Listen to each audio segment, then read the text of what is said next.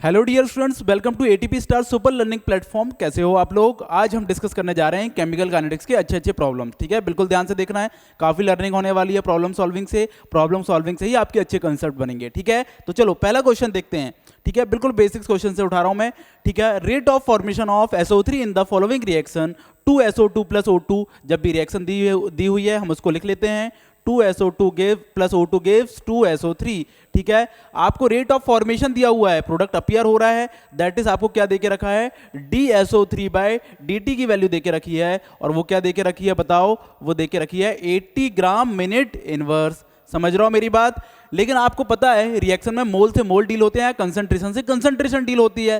ठीक है, तो मतलब ये SO3 की जो रेट दी हुई है वो ग्राम में दी हुई है, और ग्राम में दी हुई है बच्चों, तो उसको किस में कन्वर्ट करना पड़ेगा? किस में कन्वर्ट करना पड़ेगा बताओ? मोल में कन्वर्ट करना पड़ेगा। ठीक है, मैं SO3 के मोलर मास से डिवाइड कर दूं तो यूनिट क्या हो जाएगी? मोल मिनट इनवर्स हो जाएगी। ठीक है, तो यहां से हम क्या कर रहे हैं, मोल में कैलकुलेशन करने की कोशिश कर रहे हैं।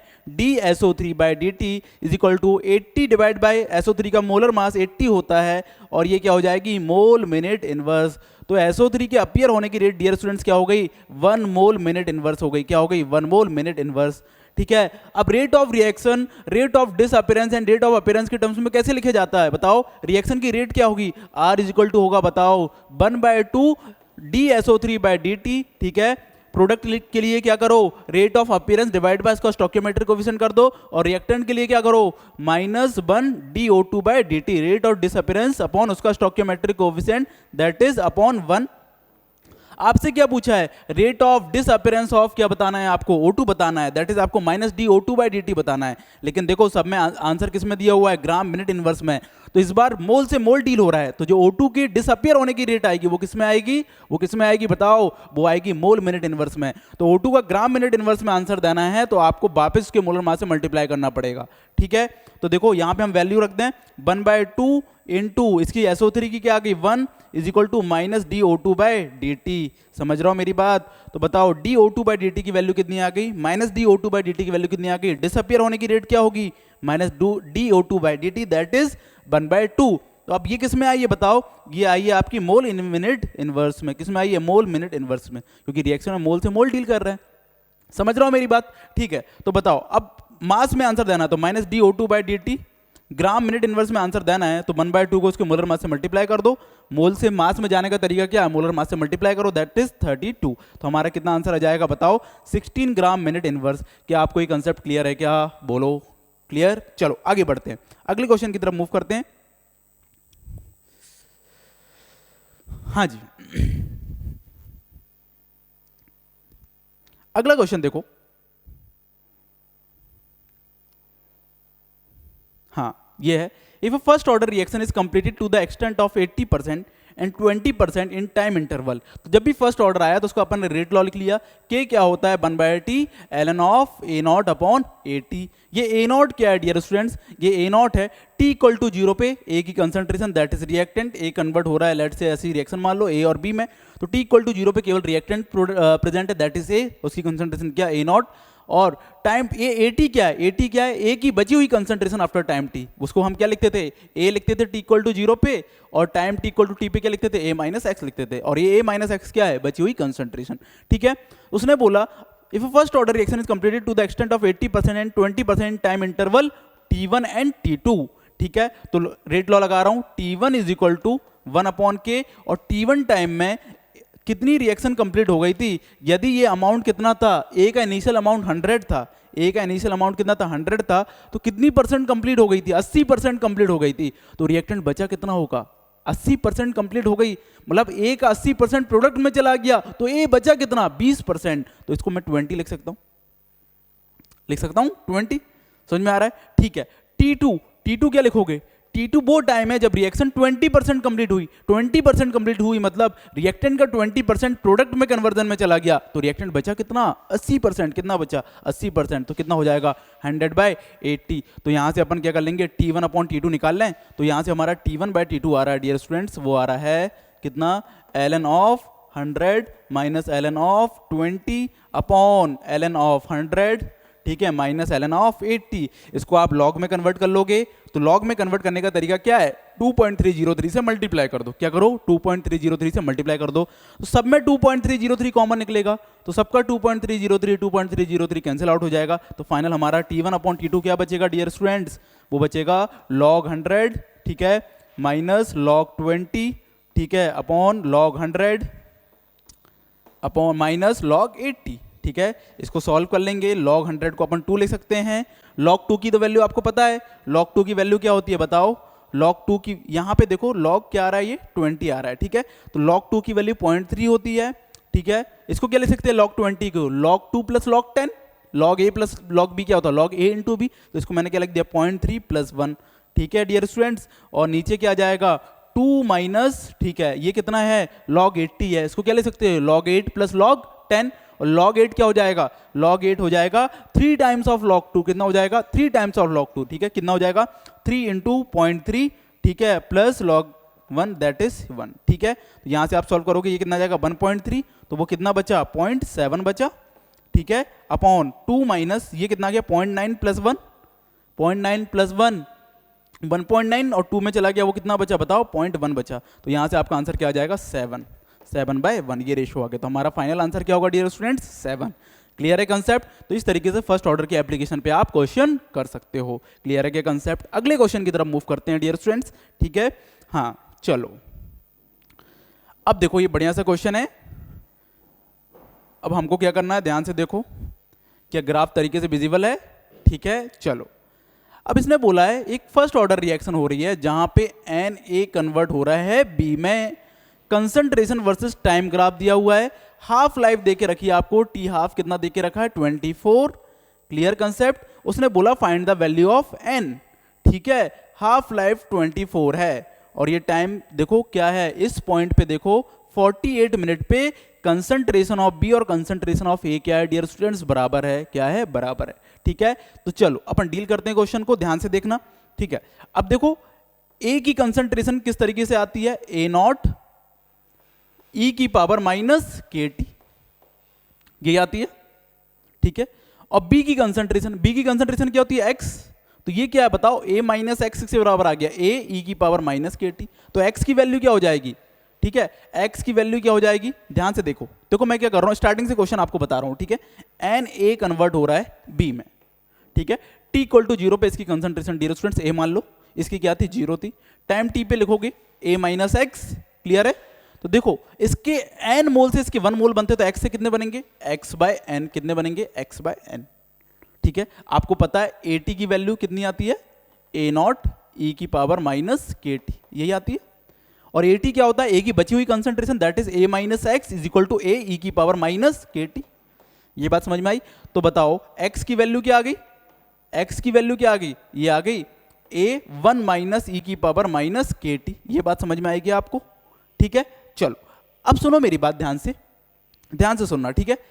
अब आपकी कंसंट्रेशन बी क्या है, एक्स बाय एन है, ना कि एक्स है, क्या है एक्स नहीं है, एक्स बाय एन है। तो एक्स बाय एन की वैल्यू क्या आ जाएगी बताओ, ए बाय एन 1 माइनस ई की पावर माइनस के टी। ये बात समझ में आई। अब देखो 48 मिनट पे कंसंट्रेशन ऑफ बी और कंसंट्रेशन ऑफ ए क्या है, बराबर है।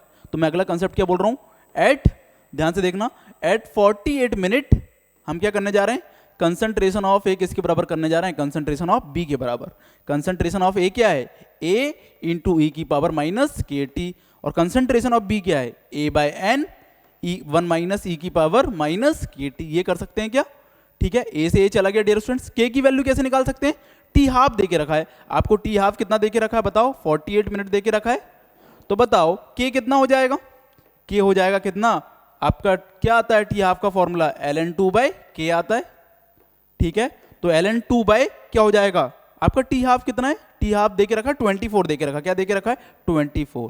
क्वेश्चन में दिया हुआ टी हाफ कितना है 24, ठीक है। तो हमारा यहां से टी हाफ आ गया, तो हम यहां से के क्या पुट कर सकते हैं, कि आप पुट कर सकते हो क्या, ln2 डिवाइडेड बाय 24, क्या पुट कर सकते हो, ln2 डिवाइड बाय 24। क्लियर है, ठीक है। तो यहां पुट करते हैं e की power minus ln2 divide by 24 into, ये कंसंट्रेशन कब बराबर थी डियर स्टूडेंट्स, 48 मिनट पे, इनटू 48 इज इक्वल टू क्या हो गया 1 बाय n, 1 माइनस ई की पावर माइनस ऑफ के की वैल्यू पुट कर दो, minus ln2 divide by 48 into क्या करोगे, टी की वैल्यू कब बराबर थी कंसंट्रेशन 48 मिनट पे, ठीक है, ln2 डिवाइड बाय 24 इंटू 48, ये बात समझ में आई, ठीक है। तो देखो हम क्या करने जा रहे हैं, ध्यान से देखना, ये आ जाएगा e की पावर माइनस 2 ln2, ठीक है, और ये आ जाएगा 1 बाय n, ठीक है, माइनस ऑफ कितना आ जाएगा, माइनस ऑफ e की पावर माइनस 2 ln2, ठीक है, और ये 1 कॉमन, क्लियर है फंडा,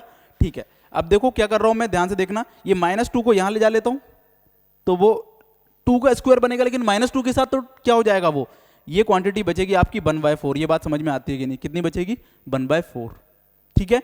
अब ये क्या हो जाएगा 1/n, और ये क्वांटिटी भी क्या बचेगी बताओ 1 - 1/4, क्लियर है फंडा, ठीक है। तो चलो ये क्या आ गया 1/4 is equal to 1/n into 3/4, ठीक है। तो यहां से आपका n की वैल्यू क्या आ जाएगी, n की वैल्यू आ जाएगी आपके 3, n की वैल्यू क्या आ रही है सॉल्व करके 3। क्वेश्चन समझ में आया, जिस पॉइंट पे इनकी कंसंट्रेशन बराबर थी मैंने उस कंसेप्ट का यूज कर लिया, आंसर इज सी, समझ गए, ठीक है। अगले क्वेश्चन की तरफ मूव करें, अगला क्वेश्चन देखो, हाँ ये वाला क्वेश्चन देखते हैं, ध्यान से देखना,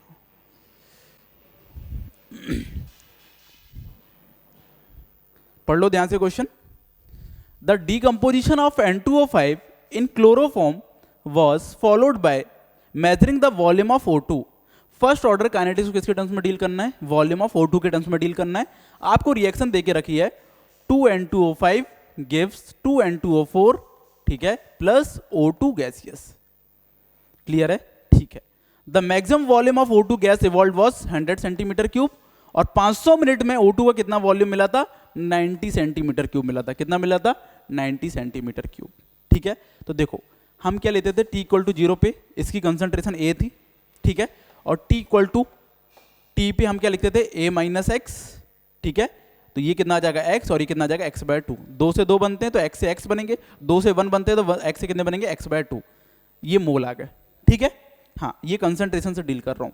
अब ध्यान से सुनना, यदि मैं बात करूं, ठीक है, यदि मैं इसको मोल ले लो, कंसंट्रेशन ना लिख के क्या ले लो मोल ले लो, a माइनस एक्स मोल लेके चल लो, कोई दिक्कत नहीं है, ठीक है। यदि रिएक्शन का प्रेशर एंड टेम्परेचर क्या है कांस्टेंट है, ठीक है, तो ये गैसियस रिएक्शन है पूरी, और गैसियस रिएक्शन है डियर स्टूडेंट्स, तो आप क्या बोल सकते हो PV इक्वल टू nRT बोल सकते हो, ठीक है। प्रेशर और टेम्परेचर कांस्टेंट तो V प्रोपोर्शनल टू N बोल सकते हो, मतलब O2 के जितने मोल बनेंगे वो उसके वॉल्यूम के डायरेक्टली प्रोपोर्शनल होंगे, ठीक है। तो देखो यदि रिएक्शन जब कंप्लीट हो जाएगी t इक्वल टू इन्फिनिटी में, ये कितना हो जाएगा 0, और ये कितना बन जाएगा इसका मोल a/2, ये a से कितना, ये पूरा 0 हो जाएगा माइनस है, और ये कितना बन जाएगा a/2। अब उसने बोला मैक्सिमम वॉल्यूम ऑफ O2 कितना बन सकता है, कितना बोला उसने 100 सेंटीमीटर क्यूब, और V प्रोपोर्शनल टू N लगा दूं तो जो मैक्सिमम वॉल्यूम होगा वो डायरेक्टली प्रोपोर्शनल होगा किसके, वो डायरेक्टली प्रोपोर्शनल किसके होगा मैक्सिमम मोल के, तो ये इज प्रोपोर्शनल टू 100, ठीक है। और 500 मिनट में कितना बना था, दैट इज x/2 की वैल्यू कितनी थी, डायरेक्टली प्रोपोर्शनल टू 90। तो डियर स्टूडेंट यहां से हमारा क्या आ गया, a इज प्रोपोर्शनल टू 120, ठीक है, और x is proportional to 180, clear है। अब देखो रेट लॉ लगाते हैं, ध्यान से देखना, ठीक है। रेट ऑफ रिएक्शन क्या लिखोगे आप, रेट ऑफ रिएक्शन क्या लिखोगे -1/2 dN2O5/dt, कैसे लिखते हैं, rate of disappearance of reactant upon उसका stoichiometric coefficient is equal to rate constant K, ठीक है, और क्या आएगा बताओ concentration of first order reaction होती है, N2O5 का डिकम्पोजिशन क्या हो जाएगा N2O5 की पावर 1, क्लियर है, फर्स्ट ऑर्डर लेके ही डील करना है, क्लियर है फंडा। तो देखो ध्यान से, अब देखो ये क्या आ जाएगा -dN2O5/dt इज इक्वल टू क्या हो जाएगा 2K कंसंट्रेशन ऑफ N2O5 की पावर 1, ये लिखोगे। तो जब इंटीग्रेट करोगे, ये इंटीग्रेशन क्यों करवा रहा हूं मैं, डायरेक्ट फर्स्ट ऑर्डर का रिलेशन क्यों नहीं लिख रहा हूं K इक्वल टू 1/t, क्योंकि वहां K की जगह 2K आने वाला है। जब इसको इंटीग्रेट करोगे तो क्या लिखोगे -dN2O5/dt upon concentration of N2O5 is equal to क्या आएगा 2K dt। अब इसका इंटीग्रेशन करोगे तो आपका जो रेट लॉ आने वाला वो क्या आएगा 2K equal to 1/t ln of a upon a minus x, क्योंकि t इक्वल टू 0 पे N2O5 के अपन ने मोल a ले लिए थे, t इक्वल टू t पे क्या ले लिए थे a माइनस एक्स ले लिए थे। समझ रहे हो मेरी बात, इस तरीके से आप t इक्वल टू 0 पे उसकी कंसंट्रेशन a थी और t इक्वल टू t पे कितनी थी a माइनस एक्स थी बची हुई, ठीक है, t इक्वल टू, ठीक है, टी इक्वल टू 0 पे उसकी कंसंट्रेशन ए थी और टी इक्वल टू टी पे ए माइनस एक्स थी। इसको एक बार इंटीग्रेट कर लेते हैं, ठीक है। ये क्या आएगा, माइनस ऑफ क्या जाएगा, minus of L N of concentration of N2O5, ठीक है। और उसकी लिमिट कहाँ से कहाँ पुट करोगे, ए से ए माइनस एक्स, ठीक है, ए माइनस एक्स, और ये आ जाएगा क्या 0 से t, that is 2kT। Put करते हैं वैल्यूज, आपकी वैल्यूज आ जाएगी टी इक्वल टू 0 पे कितनी थी, T minus of L N of A minus X और minus of minus L N A that is plus L N A, plus L N A is equal to 2kT, ठीक है। तो यहां से क्या आ गया 1/t इज इक्वल टू, ये यहां से आपका क्या 2k is equal to 1/t L N of A upon A minus x, ये रिलेशन आ गया। समझ रहे हो मेरी बात, ठीक है। चलो हाँ, अब देखो ध्यान से, माइनस, ठीक है। अब यहां से अब पुट कर दें, हमने x और a निकाल लिया था, 2k इज इक्वल टू किस मिनट पे, ये x की वैल्यू हमने किस मिनट पे रखी थी 500 मिनट पे, तो क्या आ जाएगा 2k equal to 1/500 L N of t equal to 0 पे कितना रखना है इसकी वैल्यू 200 अपॉन क्या आ जाएगा बताओ 200 माइनस 180। बात समझ में आई। तो इस तरीके से इस प्रॉब्लम को सॉल्व कर सकते हैं। तो ये क्या आ जाएगा k इक्वल टू 1/1000, ठीक है, L N of 200 minus upon 90। तो ये आपका आंसर होना चाहिए, ठीक है। इस तरीके से इस प्रॉब्लम को आप सॉल्व कर सकते हो। क्लियर है फंडा, ये कितना आ जाएगा 20। क्लियर है डियर स्टूडेंट्स, इस तरीके से प्रॉब्लम सॉल्व कर लेंगे। इसको सॉल्व करोगे 1/1000, ठीक है, एल एन ऑफ क्या आ जाएगा बताओ 10 आ जाएगा, इसको लॉग में कन्वर्ट कर लो तो क्या हो जाएगा बताओ 2.303 अपॉन 1000 आंसर होना चाहिए, ठीक है। तो इस तरीके से इस प्रॉब्लम को अपन सॉल्व कर सकते हैं, ठीक है। अगले प्रॉब्लम की तरफ मूव कर रहे हैं, ध्यान से देखना। हाँ जी, ये क्वेश्चन देखो, ये ग्राफ को एनालाइज करना है हमको। इस ग्राफ को एनालाइज करते हैं, ठीक है। चलो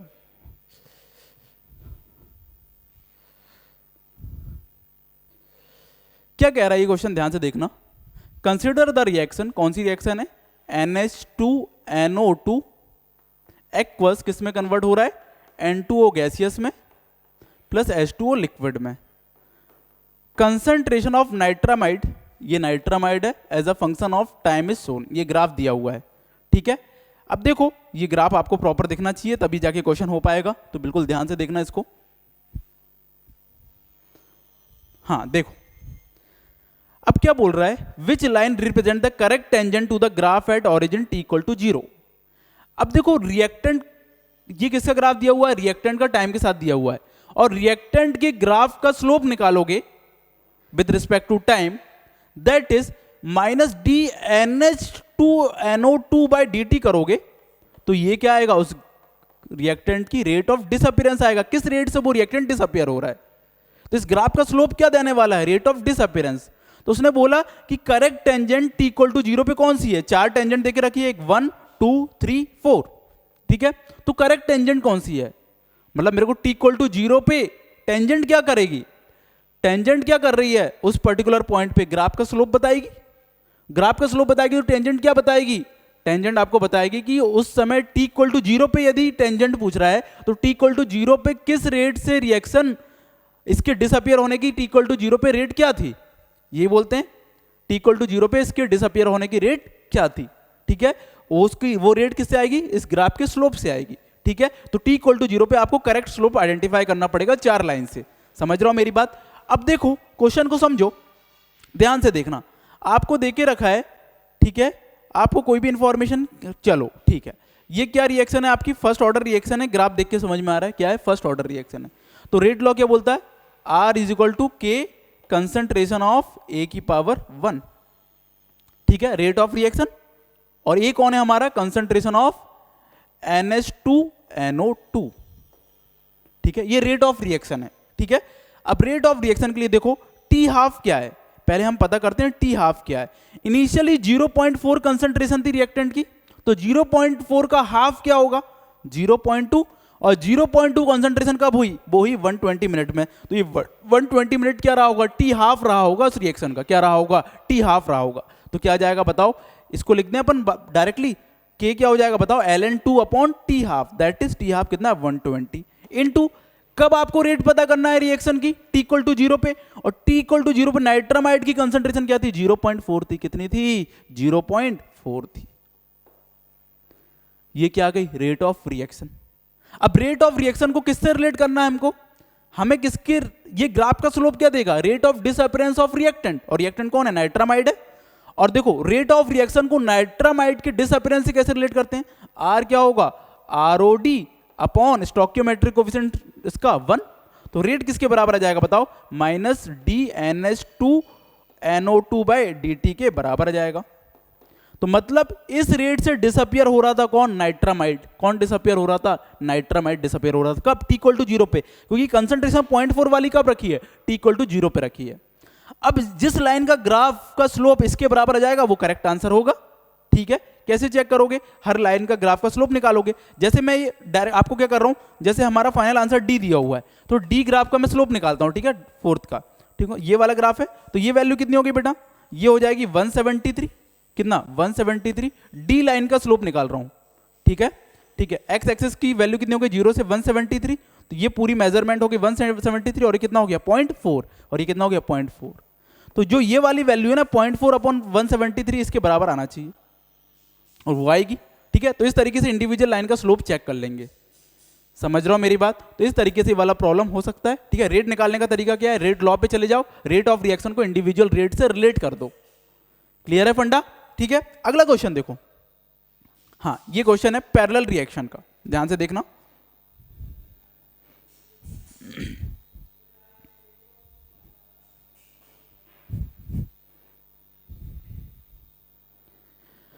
फॉर द फॉलोइंग, ध्यान से देखो, एक पैरेलल चेन रिएक्शन दी हुई है। अब इसका डेरिवेशन आपको पता होना चाहिए पैरेलल रिएक्शन का। ठीक है, ये कोफिशिएंट इसका 4 ध्यान रखो, इसका कोफिशिएंट 3 ध्यान रखो। ठीक है, अब आपको देख रखा what will be the value of overall half life, overall half life क्या होगी इस प्रोसेस की। ठीक है, तो कंसंट्रेशन ऑफ AT क्या आता है पैरेलल रिएक्शन में, A0 e की power minus K1 plus K2 into T, यही आता है। तो ओवर ये फर्स्ट ऑर्डर रिएक्शन है पैरेलल रिएक्शन, तो T हाफ क्या होता है ओवरऑल, ln2 अपॉन क्या हो जाएगा, K1 प्लस K2 हो जाएगा। लेकिन दिक्कत ये है आपको K1 तो पता है लेकिन K2 नहीं पता है, तो K2 कैसे निकालें। ठीक है, अब इस इंफॉर्मेशन का यूज करना पड़ेगा। देखो B की जो कंसंट्रेशन आती है BT, वो आती है dear students 4K1 upon K1 plus K2, क्योंकि जब स्टोइकियोमेट्री 1 रहती है तो यहाँ 1 रहता है, तो यहाँ पे 4 है स्टोइकियोमेट्री, तो 4 आता है। जब आप इंटीग्रेशन में जाओगे तो आपको समझ में आ जाएगा। ठीक है, और वो क्या आ जाएगा 1 माइनस e की power minus K1 plus K2 into T, ये B की कंसंट्रेशन होती है। C का स्टोइकियोमेट्रिक कोएफिशिएंट क्या है, 3 है, वो क्या हो जाएगा 3K2 upon K1 plus K2 1 minus e की power minus K1 plus K2 into T। ठीक है, तो यहां पे BT अपॉन CT का रेशो क्या आ गया, यहां पे आपका BT अपॉन CT का रेशो क्या आ गया, BT अपॉन CT का रेशो आ गया डियर स्टूडेंट्स, वो आ गया 4/3 K1/K2। बाकी सारी क्वांटिटीज क्या हो जाएंगी, कैंसिल आउट हो जाएंगी। समझ रहे हो मेरी बात। ठीक है, चलो अब देखो आपको K1 देके रखा, K2 निकालना, BT और CT का रेशो देख के रखा 16/9, क्या देके रखा है 16/9 इज इक्वल टू क्या हो गया डियर स्टूडेंट्स 4/3 इंटू K1/K2। ठीक है, तो ये 3 3 जा और ये 4 जा, तो आपको क्या आ गया K1 अपॉन K2 की वैल्यू कितनी आ गई 4/3 आ गई।